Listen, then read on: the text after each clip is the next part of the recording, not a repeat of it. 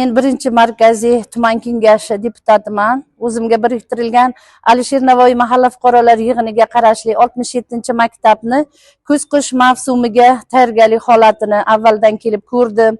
Bu maktabda katyonlar sifatsiz holatga, nosoz holatga kelganligi uchun mening tashabbusim bilan 67 maktabning boshlang'ich maktabi filiali hamda yuqori sinflar o'qiydigan maktabi davlat sherikchilik asosiy tashkiloti xodimlari bilan birgalikda o'txonasi, ya'ni qozonxonasi yangilanmoqda.